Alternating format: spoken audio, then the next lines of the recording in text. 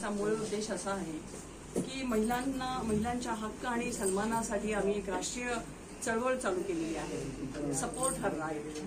आणि ह्या राष्ट्रीय चळवळीच्या माध्यमातून ह्या महिलांचा सन्मान वाढवण्याच्या दृष्टीने मुलाच्या समोर आईचं नाव लावलं जावं ही मागणी आम्ही करत आहोत.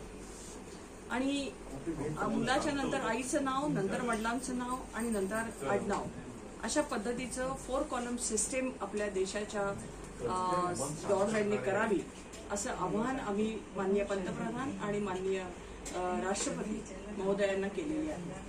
आणि हे जे आम्ही अवेअरनेस आणतोय समाजामध्ये, महिलांमध्ये, त्यासाठी हे पत्रकार परिषद घेऊन आम्ही तुमच्यासारख्या प्रतिनिधींच्या माध्यमातून समाजापर्यंत जाऊ इच्छितो. हे करताना देशातल्या सगळ्या महिला युवतींनी याच्यामध्ये सहभागी होऊन ह्या लढ्यामध्ये सामील व्हावं असे हे आवाहन आम्ही करतो आहे. आज मुलाच्या समोर जेव्हा मुलाला जन्म देणारी जी महिला असते ही आपल्याला माहिती आहे की स्वतःच्या जीवावर उदार होऊन मुलाला जन्म देत असते.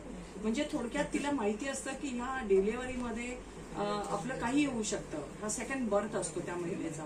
आणि ते केल्यानंतर मूल जन्माला आल्यानंतर मात्र बर्थ सर्टिफिकेटवर नाव लागतं वडिलांचं.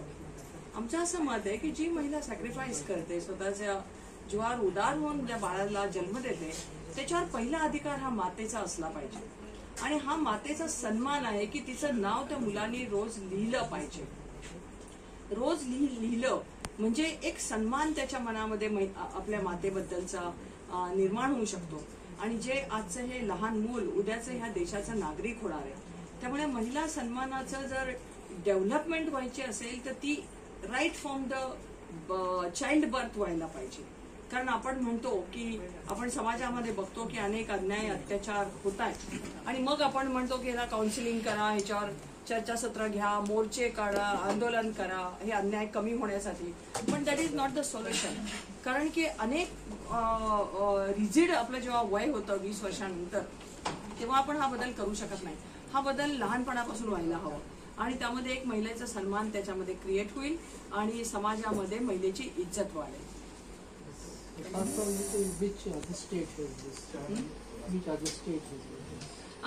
आत्ताच आम्ही महाराष्ट्रामध्ये आम्ही ही चळवळ गेल्या 1-1.5 वर्षापासून राबवत होतो आणि याची खूप मोठी आम्ही वेगवेगळ्या शहरांमध्ये आणि जिल्ह्यांमध्ये पूर्ण राज्यभर आम्ही ही चळवळ उभारली.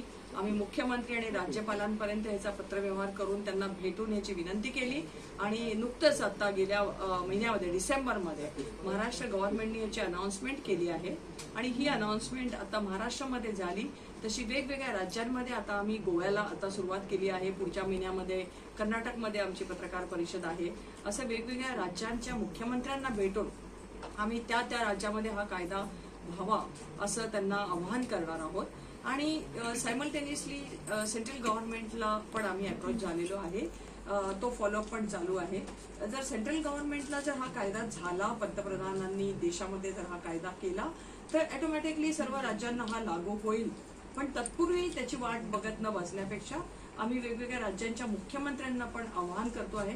कारण हे त्यांना सहज शक्य आणि सोपं आहे. मी नमूद केलं की गोवा गव्हर्नमेंटचं मी विशेष धन्यवाद गोवा गव्हर्नमेंटला देऊ इच्छिते की इथे महिलांना लग्न होऊन आल्यानंतर लग्न झाल्यानंतर तिला 50% त्या मालमत्तेमधला अधिकार देण्याचा कायदा हा जुना आहे. आणि ह्या कायद्यासाठी आम्ही गोवा गव्हर्नमेंटचं अभिनंदन करतो. आणि हा कायदा देशभर जर लागू झाला तर एक चांगल्या प्रकारची आर्थिक सुरक्षितता आमच्या महिलांना मिळेल असं देखील आम्ही आमच्या पंतप्रधानांच्या भेटीमध्ये गोव्याचा उल्लेख करून निश्चितपणे सांगणार आहोत. तत्पूर्वी गोवा गव्हर्नमेंटनी महिलेचं नाव मुलाच्या समोर लावणारा कायदा संमत करावा अशी विनंती देखील आपल्या माध्यमातून मी मुख्यमंत्र्यांना करते आहे.